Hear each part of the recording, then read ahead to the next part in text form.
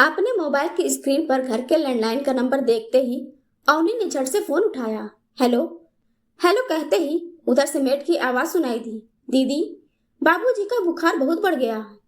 मैंने खाना खिलाकर दवा दे दी थी पर बुखार उतरा नहीं। वह हड़बड़ा उठी, फिर जल्दी जल्दी अमित को फोन किया।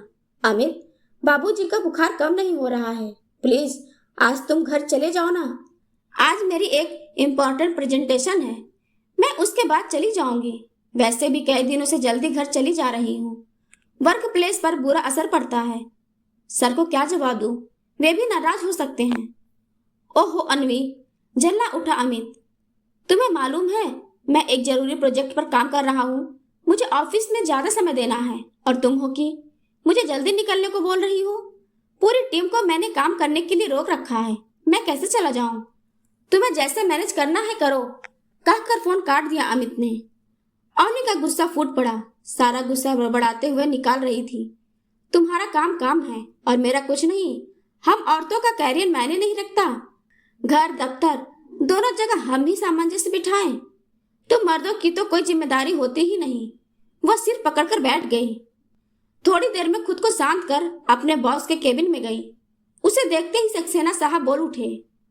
आओ अवनी, मैं तुम्हें ही बुलाने जा रहा था। आज की तुम्हारी प्रेजेंटेशन काफी मायने रखेगी। नया क्लाइंट है, उसे इम्प्रेस करना होगा, बिल्कुल परफेक्शन के साथ। सॉरी सर, मैं अपनी प्रेजेंटेशन माया को समझा दे रही हूँ, वह हैंडल कर लेगी। मुझे थोड़ा जल्दी घर जाना है, बाबूजी की तबीयत ठीक नहीं। फिर से सक्सेना साहब के तेवर कड़े हो गए। सर प्लीज, मेरी मजबूरी है, प्रवासी हो गई अवनी। देखो अवनी, तुम्हारी काबिलियत देखते हुए मैं तुम्हें कुछ कहता नहीं। मैं एक काबिल एम्प्लॉय को खोना नहीं चाहता। लगातार कई दिनों से ऐसा चल रहा है, मैं ऊपर क्या जवाब दूंगा? सर प्लीज, मैं जल्दी ही कुछ सोचती हूँ। ओके, पर क्लाइंट नया है, तुम माया को सारी डिटेल समझाकर जा सकती हो। Thank you sir, thank you very much, कहते हुए अवनी केबिन से बाहर आई। माया को सारी डिटेल समझाकर निकल ही रही थी कि कुछ पुरुष कलिंग की आवाज कानों में पड़ी। यार, इन शादीशुदा औरतों को काम पर रखना ही नहीं चाहिए। इनके ऊपर घर की जिम्मेदारी इतनी होती है कि दफ्तर के कामों पर ध्यान ही नहीं देती। हाँ यार, पर पुरुषों के मुकाबला करने के चक्करों में ये घर पर बैठती भी तो नहीं। तिलमिला उठी अवनी। मन तो चाहा मुंह तोड़ जवाब दे, पर वक्त की नजाकत को समझते हुए जल्दी जल्दी घर के लिए निकल पड़ी। रास्ते में सोचने लगी, पता नहीं बाबूजी को क्या हो गया, बुखार उतर ही नहीं रहा। लगता है किसी बड़े अस्पताल में दिखाना पड़ेगा। इस बार सारे ही टेस्ट करवा दूंगी, जिससे मैं भी निश्चिंत हो पाऊं। जब माँ जी थी तो बाबूजी कितने स्वस्थ रहते थे। हमेशा चेहरे पर एक मुस्कुराहट रहती थी। हमेशा खुश रहने वाले बाबूजी कभी बीमार नहीं पड़ते थे। पर माँ जी के जाने के बाद हमेशा चुप और बीमार रहने लगे। कहने को बाबूजी अमित के पिता थे, पर मुझे हमेशा अपनी बेटी ही माना। माँ जी से हमेशा कहते, बेटी और बहू में कोई फर्क नहीं होता। बेटी पहले आती है और फिर जल्दी ही विदा हो जाती है, जबकि बहू देर से आती है, फिर सारी उम्र साथ रहती है। माँ जी उनकी बातें सुनकर मुस्कुरा देती। माँ जी भी अवनी को बेटी ही मानती थी। अमित इकलौते थे तो बेटी और बहू दोनों का प्यार अवनी को ही मिला। अवनी को अपनी सास की याद आने लगी। माँ जी थी तो उसे घर की जिम्मेदारियों से मुक्त रखती, हमेशा प्रोत्साहित करती, कहती, मैं तुम्हें कामयाब देखना चाहती हूँ, इसलिए मन लगाकर दफ्तर में काम किया करो। घर संभालने के लिए मैं हूं ही। वैसे भी तुमने इतनी मेहनत से पढ़ाई की है, उसका फल तो तुम्हें मिलना ही चाहिए। तुम अपने कार्य स्तर पर औरों से पीछे रहो, क्योंकि तुम एक औरत हो। मैं यह सहन नहीं कर सकती। अगर तुम में काबिलियत है तो आगे बढ़ो। जब माँ बाप बेटे बेटियों को एक समान पढ़ाते लिखाते हैं तो फिर औरत समाज में पीछे क्यों रहे? तुम्हारे माँ बाप ने कितने अरमानों से तुम्हें पढ़ाया होगा, इसलिए उनकी उम्मीदों को पूरा करो।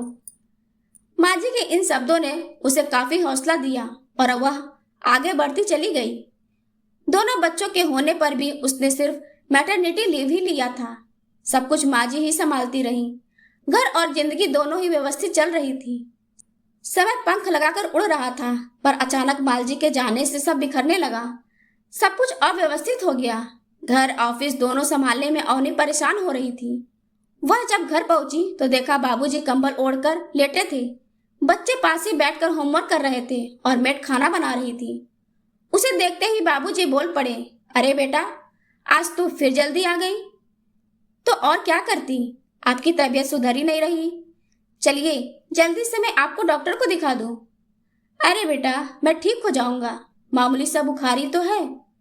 नहीं, चलिए जल्दी से, बुखार हुए काफी दिन हो गया, मैं कोई लापरवाही नहीं करना चाहती। अवनी बाबूजी को दिखाकर घर ले आई। ज्यादा कुछ तो डॉक्टर ने बताया नहीं, बस कुछ दवा बदल दी और कुछ टेस्ट लिख दिया। एक इंजेक्शन तुरंत लगा, जिससे बाबूजी को थोड़ा आराम हो गया। सारा काम निपटाकर वह बेड पर लेट गई। थकान के कारण आंख लग गई। फोन की आवाज से आंख खुली। मम्मी का फोन था। औपचारिक बातचीत के बाद मम्मी ने कहा, बेटा, एक बात कहने के लिए फोन किया था। तुम्हारी शीला मौसी की तबीयत भी ठीक नहीं चल रही। डॉक्टर ने उसे किसी बड़े अस्पताल में दिखाने को कहा है। मैं तो वहां हूं नहीं, इतनी दूर आ गई।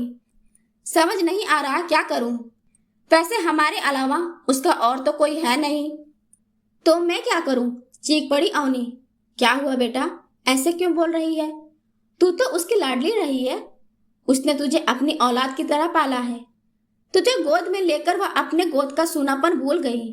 तुम्हें ही अपना सब कुछ मानती रही और तू इस तरह बोल रही है। हाँ माँ, पर मैं किस किस को संभालूं? घर, दफ्तर, बाबूजी कम थे, जो अब ये शीला मौसी। अवनी, पहले मन को शांत कर बेटा। समस्या इतनी भी नहीं जितनी तुम्हें लग रही है। जब मन विचलित हो तो सारी समस्याएं पहाड़ जैसी लगती हैं। जब शांत मन से उनका निवारण करो तो एक एक कर सब हल हो जाती है। काश मैं इस समय तुम्हारे पास आ सकती, पर घुटनों के दर्द ने ज्यादा चलना फिरना मुश्किल कर रखा है। तुम पहले अपना मन शांत रखो, फिर सोचना कैसे क्या करना है। अवनी को लगा माँ सही कह रही है।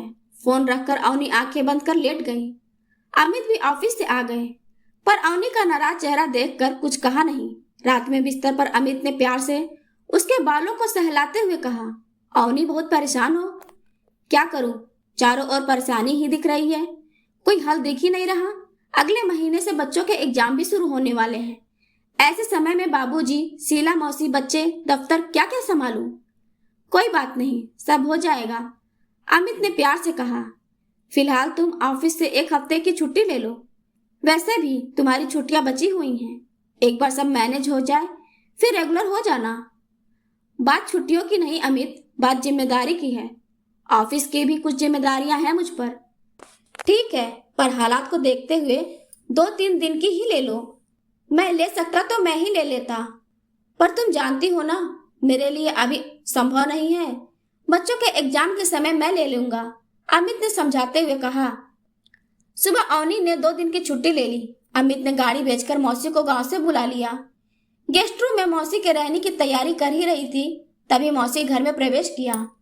मौसी के गले लगते ही एक सुखद अनुभव हुआ। ध्यान से देखा अवनी ने मौसी को। काफी कमजोर हो गई थी मौसी। बाबूजी और मौसी दोनों को एक ही अस्पताल में दिखाया गया।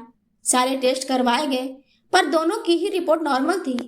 कुछ विटामिन की दवा और वायरल की दवाइयां बाबूजी को दी गई, जिससे वे ठीक होने लगे। शीला मौसी को भी कुछ दर्द निवारक और ताकत की दवाइयां दी गई और वे भी बेहतर होने लगी। अवनी ने राहत की सांस ली। छुट्टी 2 दिनों की और बढ़ा ली थी। 5 दिनों में जिंदगी थोड़ी थोड़ी पटरी पर आने लगी। अगले दिन अवनी काम वाली को सारे काम समझाकर तथा मौसी को भी सारी चीजें समझाकर ऑफिस गई। सारा दिन निकल गया। लगता है घर पर सब ठीक है, सोचती हुई अवनी ने एक ठंडी सांस ली। घर पहुंची तो देखा बच्चे अपना होमवर्क कर रहे थे। बाबूजी के कमरे में टीवी चल रहा था।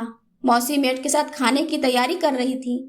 अवनी के ओठों पर मुस्कुराहट तैर गई। 1 हफ्ते में ही घर का माहौल बदल गया। बच्चे कभी मौसी से कहानी सुनते तो कभी बाबूजी के साथ खेलते। बाबूजी का स्वास्थ्य भी अब काफी सुधर गया था। कभी कभी शीला मौसी से बातें करते और मुस्कुराते दिखते। रविवार के दिन अवनी थोड़ा देर तक सोई। जब जगी तब देखा बाबूजी और मौसी बालकनी में एक साथ चाय पी रहे थे और धीरे धीरे कुछ बातें भी कर रहे थे।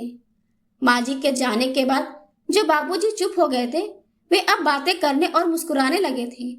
कभी बच्चों के साथ खेलते तो कभी अमित के साथ राजनीति पर चर्चा करते। बाबूजी में इतना परिवर्तन अवनी को कुछ अजीब सा लगा। उधर शीला मौसी ने घर की सारी जिम्मेदारियां उठा रखी थी। अरे मौसी, आप रहने दो ना, मैं करती हूँ, वैसे भी आज छुट्टी है, मुस्कुराते हुए अवनी ने कहा। रहने दे बेटा, हफ्ते भर तो तू काम करती रहती है, एक दिन तो मिलता है, थोड़ा आराम कर ले। मौसी की आंखों में वात्सल्य छलक आया। वैसे भी मुझे बैठने की कहाँ आदत है, गांव में तो कितने काम औते हैं, पर यहाँ तो कुछ है ही नहीं। वैसे भी अब तेरे सिवा मेरा है ही कौन, शुरू से तुम्हें ही अपनी बेटी मानती रही, तुम्हें देखकर अपने बे औलाद होने का दुख भूल जाती हूँ। तेरे मौसा थी तो मैं तेरे पास आ नहीं पाती थी, अब तेरे साथ जीने का मौका मिला है तो मैं अपनी हर इच्छा पूरी कर लेना चाहती हूँ। आज मैंने तेरी पसंद के खाने की तैयारी की है, तू आराम कर, खाना मैं बनाती हूँ। अवनी मौसी के गले लग गई। ऐसा महसूस हुआ जैसे वह छोटी बच्ची हो और माँ की ममता से निहाल हो। काफी दिनों बाद वह आज बहुत खुश थी। शाम को जब बाबूजी टहलने जाने लगे तो मौसी भी तैयार होकर साथ निकल पड़ी। अरे मौसी, आप कहाँ जा रही हैं?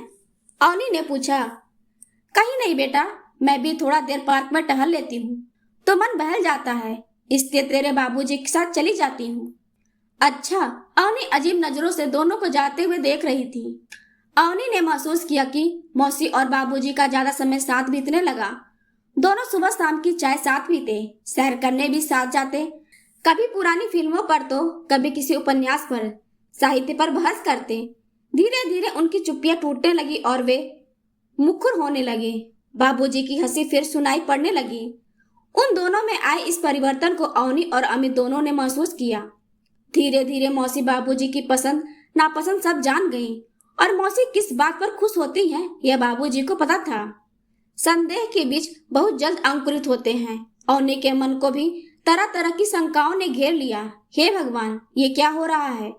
कहीं दोनों इस उम्र में प्यार? नहीं, यह प्यार की उम्र थोड़े ही है।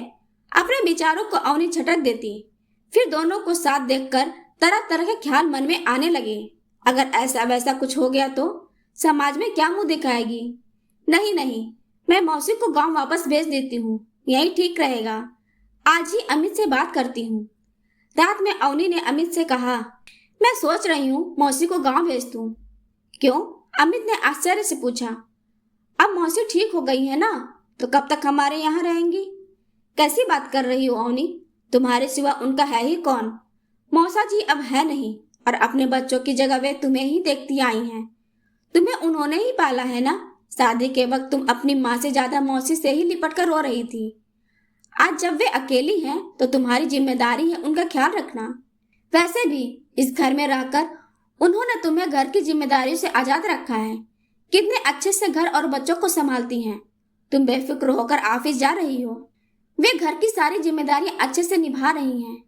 मैं तो चाहूंगा मौसी हमेशा यहीं रहे हमारे साथ। अरे, तुमने देखा नहीं वो किस तरह बाबूजी के साथ घुली मिली रहती हैं? तो अमित ने घूरकर अवनी को देखा। कहीं कुछ ऊंच नीच हो गई तो? अवनी ने दबी जबान से कहा। अवनी, चीख पड़ा अमित, कैसी घटिया और कम पढ़ी लिखी औरतों की तरह बातें कर रही हो? तुमसे यह उम्मीद ना थी मुझे। जो तुम देख रही हो वह मैं भी देख रहा हूँ, पर हम दोनों के देखने का नजरिया अलग है। जो मैं देख पा रहा हूँ तुम वह क्यों नहीं देख पा रही हो? पापा और मौसी को एक दूसरे का साथ मिला जिससे वे खुश हैं। मतलब इनकी बीमारी शारीरिक ना होकर मानसिक थी। अपने जीवन साथी को खोने के बाद ये अपने अकेलेपन से जूझ रहे थे। इन्हें एक साथी की जरूरत थी जिससे ये अपने मन की बात कर सके। हम अपने अपने कामों में व्यस्त रहने के बाद भी इनके शरीर का ख्याल तो रख रहे थे, पर मन का क्या? मन अकेला होते ही बीमार हो जाता है। उसकी भी अपनी खुराक होती है जो हमसे पूरी नहीं हो पा रही थी। जीवन पर्यंत इंसान को एक साथी की जरूरत होती है, फिर वह पत्नी हो या दोस्त। हम उम्र के साथ जीने की बात ही अलग होती है। इसलिए दोनों एक दूसरे के साथ खुश हैं। उन दोनों ने कितने अच्छे से घर और बच्चों को संभाला है ताकि हम और तुम निश्चिंत होकर अपना काम कर सकें। कितना ख्याल रखती है मौसी तुम्हारा, इतना सगी माँ भी नहीं करती। और उन्हें क्यों भेजना चाहती हो? क्या कसूर है उनका? यही कि वे यहाँ आकर खुश हैं। उनकी खुशी की वजह तुम भी तो हो सकती हो। वर्षों वे बे औलाद होने का दर्द सहती रही हैं। अब तुम्हारे पास आकर उन्हें खुशी मिली हो। बची हुई जिंदगी तुम्हारे साथ जीना चाहती हूँ। तुम अपने भीतर झांक कर देखो, तुम्हें मौसी की कितनी जरूरत है। अब ये सारी फालतू बातें दिमाग से निकालो और सो जाओ। अवनी के मन में लगातार उथल पुथल मची थी। कभी अपनी देखी बातें तो कभी अमित की कही बातें असर कर रही थी। वह जल्दी उठ गई। उसकी निगाह माजी की तस्वीर पर पड़ी जो मुस्कुरा रही थी। उसके अंदर से आवाज आई, जैसे कह रही हो, बेटा हम सभी अपनी जरूरतों के हिसाब से एक दूसरे से जुड़े हैं। जरूरी नहीं कि यह जरूरत प्यार की हो, आंतरिक भी हो सकती है। इसलिए उठो और नई सुबह का स्वागत करो। जीवन सफर में आगे बढ़ जाना ही बुद्धिमानी है। कभी तुम किसी की तो कभी कोई तुम्हारी जरूरत बन सकता है। तभी मौसी हाथ में 2 कप चाय लेकर आई। आज मेरी बेटी सुबह जल्दी उठ गई, आज हम साथ चाय पियेंगे। मौसी का वात्सल्य प्रेम देखकर द्रवित हो उठी अवनी।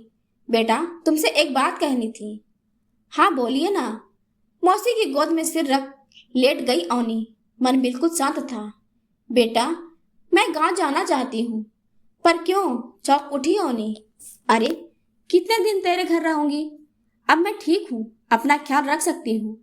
वैसे भी गांव में तेरे मौसा जी की यादें हैं, मेरी गृहस्थी है, बाकी का जीवन भी वहीं काट लूंगी। पर मौसी मुझे आपकी जरूरत है। बच्चों के एग्जाम है, मैं कैसे संभालूंगी? तू सब कर लेगी जैसे आज तक करती आई है। मेरी बेटी एकदम परफेक्ट है। नहीं, मैं आपको नहीं जाने दूंगी। कितने वक्त के बाद तो हम माँ बेटी को साथ रहने का मौका मिला है और आप हैं कि जाने को कह रही हैं। आप क्यों अपनी बेटी को छोड़कर जाना चाहती हैं? और अपने दोस्त को? अचानक बाबूजी की आवाज सुनाई दी। बाबूजी मुस्कुराते हुए कमरे में आ गए। हाँ भाई, क्यों जाना चाहती हैं? हम सबका साथ अच्छा नहीं लगा? नहीं नहीं, ऐसी बात नहीं। यहाँ आकर मैं खुद को ही भूल गई। आप सबका साथ मेरी भी जीने की उम्मीद है। मौसी की आंखें नम हो गई। फिर हम साथ साथ हैं। तभी अमित की आवाज सुनाई दी, हम सब साथ रहेंगे। बच्चे भी चिल्लाए। सबकी हंसी ठहाकों में बदल गई। आज की सुबह बहुत निश्चिंतता वाली थी अवनी के लिए। मुस्कुराती हुई अवनी ऑफिस के लिए निकल गई।